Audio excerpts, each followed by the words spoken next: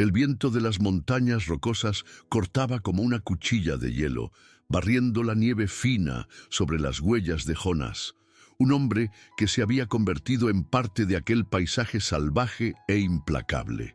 Eran finales del siglo XIX, una era de acero y pólvora que él había dejado atrás, buscando un exilio en el corazón de la naturaleza bruta. Su cabaña, un refugio solitario enclavado en la ladera, era menos un hogar y más un mausoleo para sus recuerdos. Aquella mañana, el aire gélido cargaba el olor a pino y de una tormenta inminente, un reflejo perfecto de su alma. Jonas se movía con la economía de un depredador, pero sus ojos, de un azul desvaído como el hielo eterno, no buscaban solo caza. Barrían el horizonte en busca de una paz que nunca llegaba, atormentado por el eco del fracaso que lo había llevado a jurar nunca más involucrarse con el mundo de los hombres, un mundo que se lo había quitado todo. La quietud fue brutalmente rasgada por un grito. No era el lamento de un animal, sino la nota aguda y desesperada de una mujer. Instintivamente, Jonas se agachó detrás de una formación rocosa, su cuerpo entrenado respondiendo antes de que su mente pudiera reafirmar su juramento de aislamiento. Abajo, en un claro manchado por la nieve, vio la escena que incendiaría su mundo congelado. 3 hombres rudos, mercenarios con la crueldad estampada en sus rostros, arrastraban a una joven nativa, Ayanna, cuya resistencia era feroz e inútil. Fue cuando ella gritó la frase que le hizo revivir su infierno personal: «No me lleven». Aquellas palabras, la misma súplica que atormentaba sus noches, la voz de su esposa resonando desde el pasado, rompieron la barrera de hielo en su pecho. La mano que por años solo había servido para cazar y sobrevivir, ahora se cerraba sobre el rifle con un propósito olvidado: proteger. Si te gustan las historias de redención y coraje, suscríbete al canal para seguir más como esta. Estoy escribiendo el bloque 2, acto 2. El rescate fue un borrón de violencia instintiva. Jonas llevó a Ayanna, temblorosa y desconfiada, a la seguridad precaria de su cabaña. El silencio entre ellos era pesado, cargado por la brutalidad del encuentro y la extrañeza de sus presencias. Para Jonas, cada tabla de aquel lugar era un recordatorio de su aislamiento autoimpuesto, y la presencia de ella era una violación, un eco de vida en un lugar que él había consagrado a la muerte. La depositó cerca de la chimenea, sus movimientos rígidos y torpes, arrepintiéndose ya de la decisión que su corazón había tomado sin el permiso de su mente. Luchaba contra el impulso de echarla de vuelta a la nieve para preservar la amarga paz que tanto había luchado por mantener. Mientras limpiaba las heridas de su rostro con una delicadeza que no sabía que aún poseía, la visión de un rasguño en su frente lo transportó en el tiempo. Vio las manos pequeñas de su hijo, la rodilla raspada después de una caída cerca del arroyo, y escuchó su propia voz, más joven y llena de calidez, diciendo que todo estaría bien. El recuerdo lo golpeó como un puñetazo y se apartó de Ayanna bruscamente, la frialdad regresando a sus ojos. El dolor era una fiera que mantenía dormida, y cuidarla la estaba despertando. Se dio la vuelta, reforzando para sí mismo el mantra que lo había mantenido cuerdo por tanto tiempo. No te involucres, no sientas, no te apegues. La vida de ella no era su problema. Desde su lecho de pieles cerca del fuego, Ayanna observaba cada movimiento de Jonas. Sus ojos, oscuros y profundos, no veían solo al hombre rudo y salvaje que la había salvado, sino también las grietas en su fortaleza de soledad.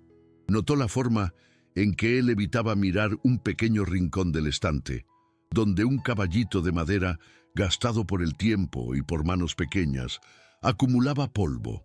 Veía el dolor en sus hombros caídos, la tristeza grabada en las líneas de su rostro.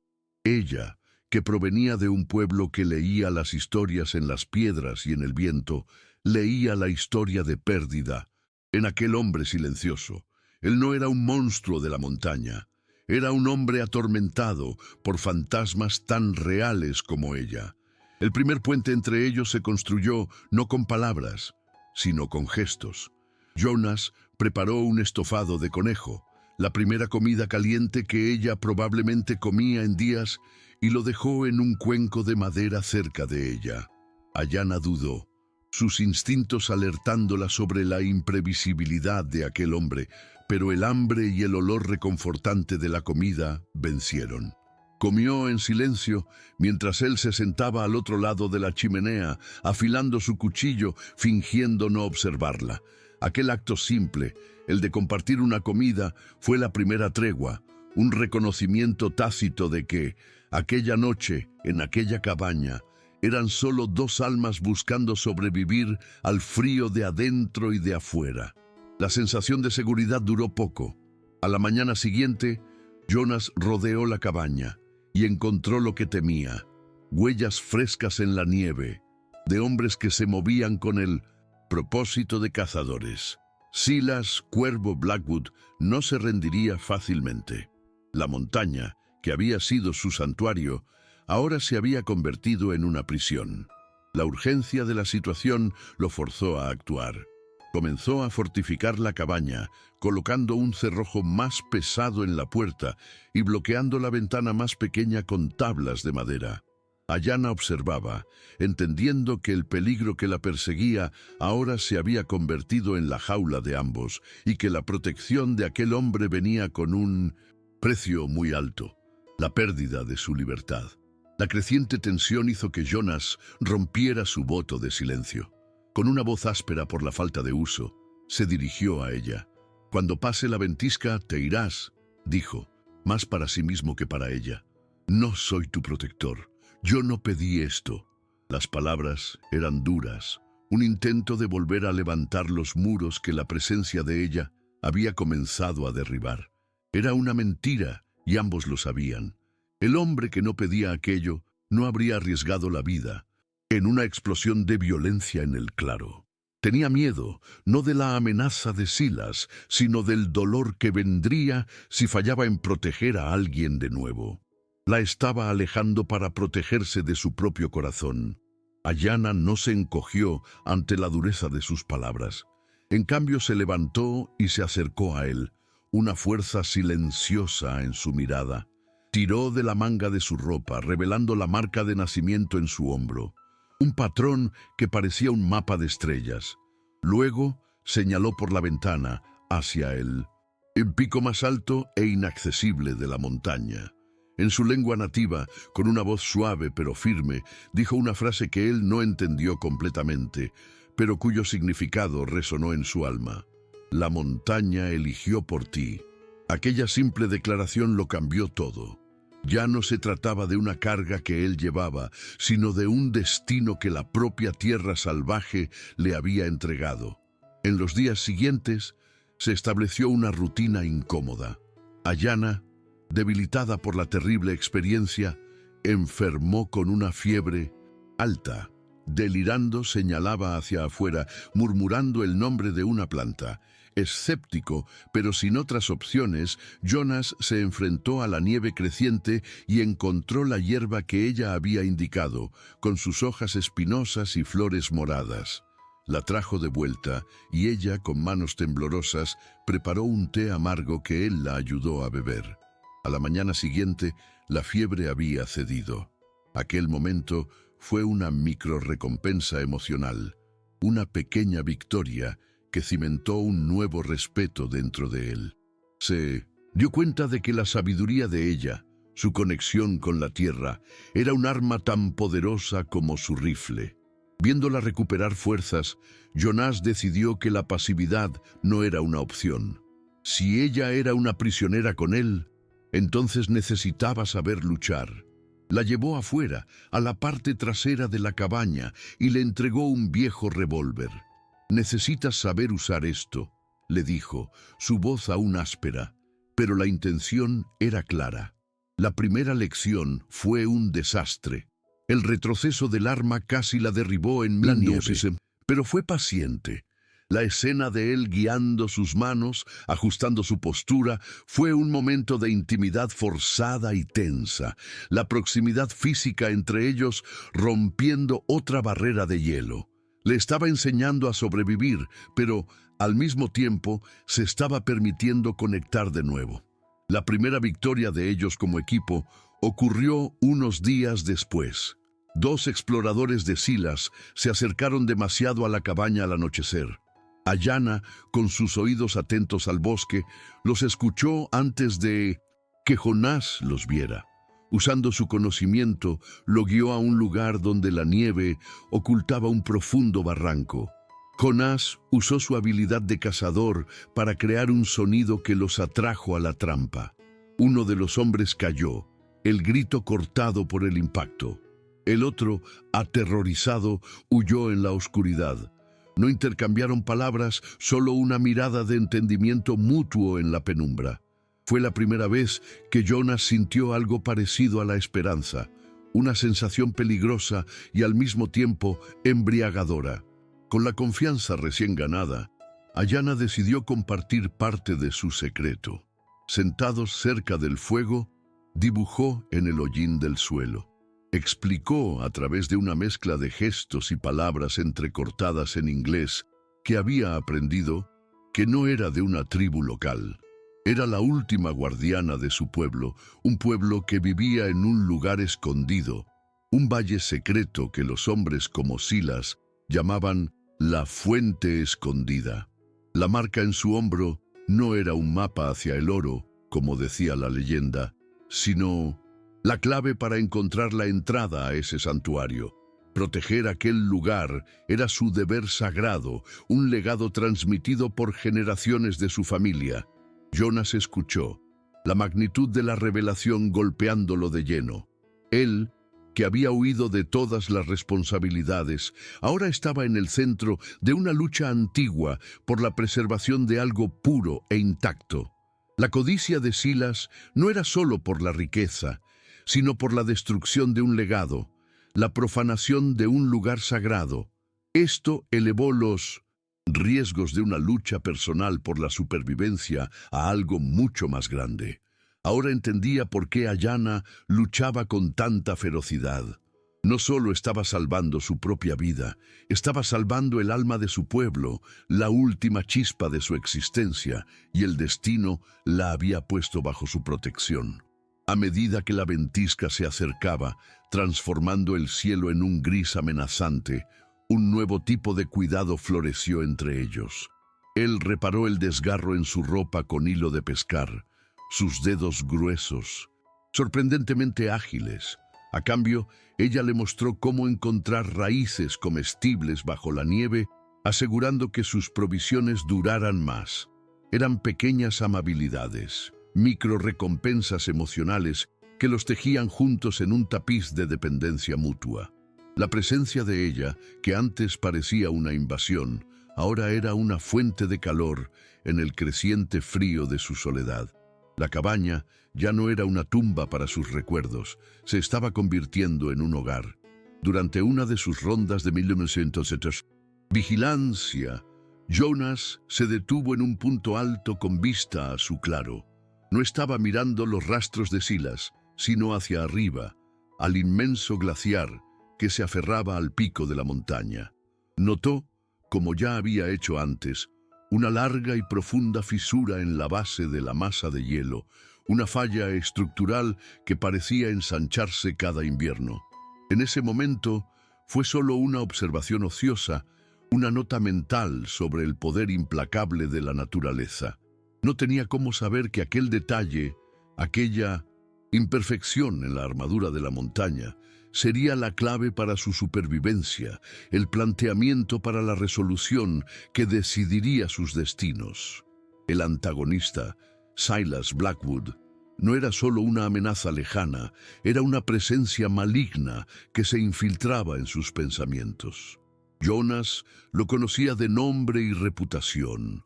un hombre que lideraba mercenarios con una mezcla de miedo y promesas de riqueza. Silas veía a los pueblos nativos no como seres humanos, sino como obstáculos o herramientas. Pesadillas. Jonás veía el rostro de Silas superponiéndose al de los hombres que mataron a su familia, la misma crueldad fría en los ojos, la misma codicia inhumana. La lucha contra Silas se volvió profundamente personal, una oportunidad de enfrentar al tipo de mal que destruyó su mundo y esta vez salir victorioso. Estoy escribiendo el bloque 3, acto 3. La ventisca se desplomó sobre la montaña con la furia de un dios vengativo, transformando el mundo en un torbellino blanco y ensordecedor. Bajo este velo caótico que Silas Cuervo Blackwood y sus hombres restantes surgieron, espectros de codicia y violencia emergiendo de la tormenta. El primer disparo sonó más seco que el crujido de una rama congelada, haciendo añicos la madera de la ventana de la cabaña. La frágil paz que Jonás y Ayanna habían construido se deshizo en un instante.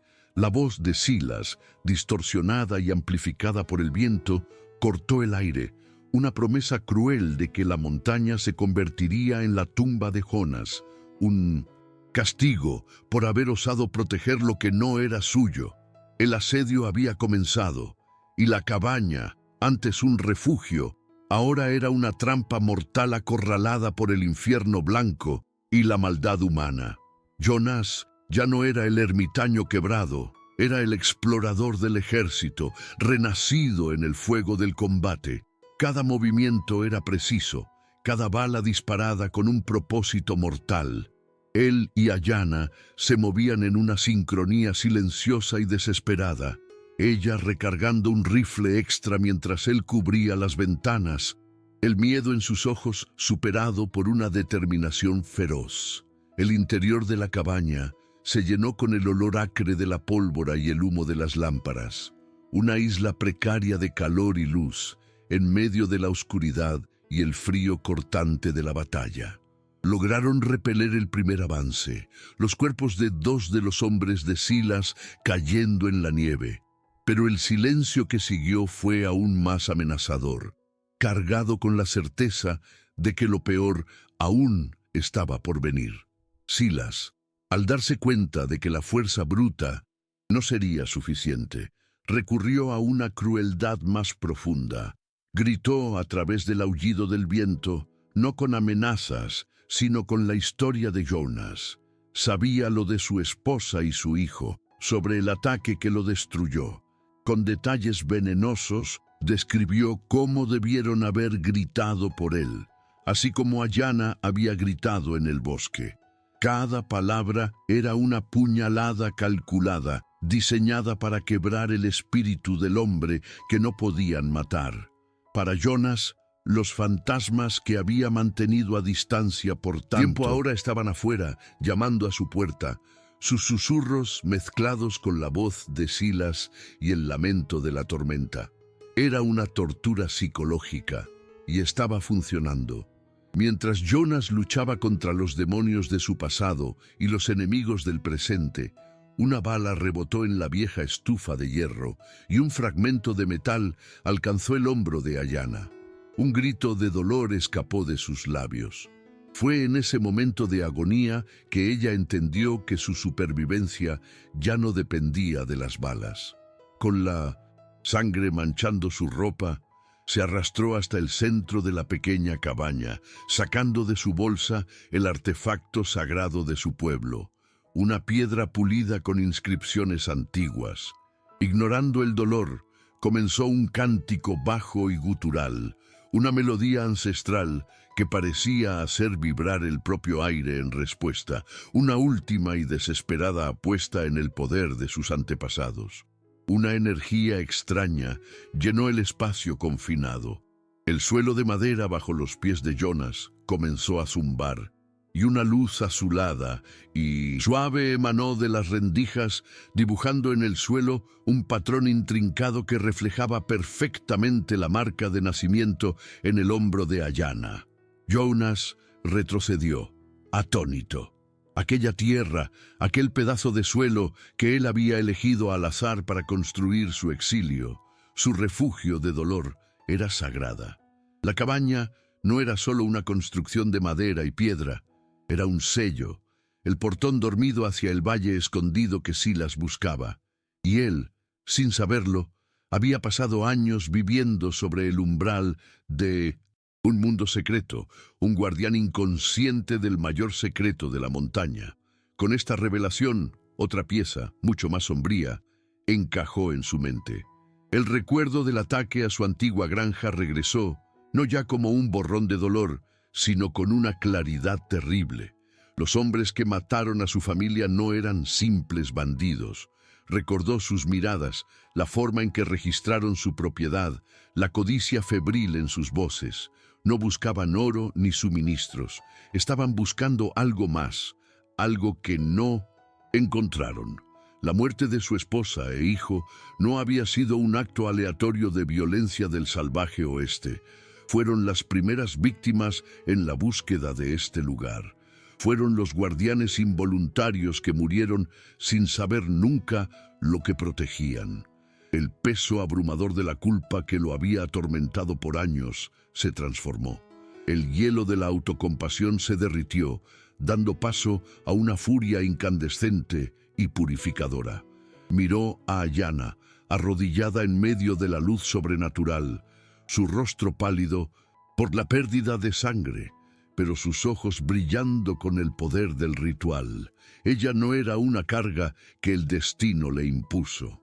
Ella era su oportunidad de redención. Su antiguo juramento de no involucrarse se hizo polvo. Un nuevo propósito, claro como el acero de un cuchillo, se formó en su corazón. Él se convertiría en el protector que no logró ser. No solo iba a salvar a la mujer, iba a honrar a su familia, vengando sus muertes al proteger el legado que les había costado la vida. Sus ojos, ahora, encendidos con una luz peligrosa, se volvieron hacia la pequeña ventana que daba a la ladera de la montaña. A través de la cortina de nieve, visualizó lo que ya sabía que estaba allí: la inmensa masa de hielo inestable, el glaciar con la falla estructural que él había observado tantas veces, un gigante dormido cerniéndose directamente sobre el claro donde Silas y sus hombres se resguardaban del viento. El planteamiento encontraba su resolución, un plan desesperado, sacrificial y terriblemente perfecto se formó. No podía vencer a Silas en su propio juego, pero podía usar la única fuerza superior a todos ellos, la propia montaña. Él la haría sangrar hielo y roca sobre sus enemigos. «Quédate abajo», le gritó a Ayanna, su voz sonando por encima del cántico y de la tormenta. La orden no era una petición, era una promesa. Tomó el último cartucho de dinamita que guardaba para limpiar derrumbes, un vestigio de una vida más práctica. Sin dudarlo, usó la culata de su rifle para hacer añicos lo que quedaba de la ventana trasera y se lanzó a la aullante tormenta. Las balas de los hombres de Silas inmediatamente comenzaron a zumbar a su alrededor, pero no corrió a refugiarse. Corrió hacia un saliente rocoso específico, la mecha de la dinamita en una mano y una cerilla en la otra. Un hombre corriendo para encontrar su destino, listo para sacrificar su único refugio, para consagrar su nuevo propósito. El rugido de la avalancha dio paso a un silencio profundo y reverente, el sonido del mundo siendo rehecho. La montaña, en su furia blanca, se había purgado a sí misma. Jonas, con el cuerpo molido y sangrando, emergió de la nieve que por un milagro lo había protegido en vez de aplastarlo. Su cabaña, el santuario de su dolor, ya no existía, barrida del mapa junto con Silas Blackwood y su codicia. Lo primero que sus ojos buscaron fue a Ayanna. La vio, débil pero viva, saliendo de los escombros de lo que había sido el sótano, la única parte de la estructura que había resistido. Sus miradas se cruzaron sobre el paisaje devastado, y en aquel silencio, una verdad fue sellada. No eran solo supervivientes, eran el comienzo de algo nuevo. La amenaza estaba enterrada para siempre bajo toneladas de hielo y ellos eran libres. En los días que siguieron, la tormenta cedió, revelando un cielo de un azul límpido y doloroso. Donde antes estaba la cabaña, ahora había una grieta en la roca, de la cual emanaba una luz suave y acogedora. La destrucción de su refugio había revelado la entrada al Valle Sagrado. Para Jonas, la pérdida de aquellas paredes de madera no fue una tragedia, sino una liberación. Cada tabla de esa cabaña había sido un clavo en su propio ataúd emocional, una fortaleza construida para mantener el mundo fuera y el dolor dentro. Ahora, de pie ante el portal, ya no era un prisionero de su pasado, sino el guardián de un futuro sagrado, un hombre que finalmente encontró su verdadero lugar en el mundo, no escondiéndose de él, sino protegiendo su corazón. Adentraron en el valle juntos, un paso a la vez, cruzando el umbral hacia un mundo fuera del tiempo. Era un paraíso escondido, un bolsón de vida verdeante y aguas curativas, protegido por la severidad implacable de las montañas. Allí, su identidad se deshizo y fue rehecha. Él no era el soldado atormentado, y ella no era la última huérfana de su tribu. Eran los primeros de un nuevo linaje de protectores. El vínculo entre ellos, forjado en el calor de la batalla y en la frialdad del luto, se profundizó en algo más resistente que el amor romántico, se convirtió en una asociación de almas, una misión compartida. La familia que Jonas había perdido ya no sería honrada con aislamiento y culpa, sino con la nueva alianza que él construyó sobre las cenizas del sacrificio y del propósito. Las estaciones cambiaron y la vida en el valle floreció, así como la paz en sus corazones. Vemos destellos de su nueva existencia. Jonas enseñando a Ayanna a leer en un viejo libro que había salvado, mientras ella le enseñaba los nombres de las estrellas en la lengua de su pueblo. La dureza en su rostro fue reemplazada por una serenidad vigilante, sus ojos ya no atormentados por fantasmas, sino enfocados en preservar el equilibrio de aquel lugar mágico. Dejó de ser el hombre que subió a la montaña para morir y se convirtió en Jonas, el protector de la montaña, un título no impuesto, sino conquistado con sangre y coraje. Juntos se convirtieron en los guardianes silenciosos, la garantía de que la belleza del valle permanecería un secreto, un bastión de pureza en un mundo cada vez más profano. Al final, el viaje de Jonas enseña que la verdadera cura para un alma herida no se encuentra en el aislamiento, sino en el coraje de conectar y luchar por algo más grande que uno mismo. La montaña que él había elegido como su tumba se convirtió en su renacimiento, dándole no la paz de la muerte, sino el propósito de la vida. El hombre que solo quería el silencio de la soledad encontró su paz en el deber compartido.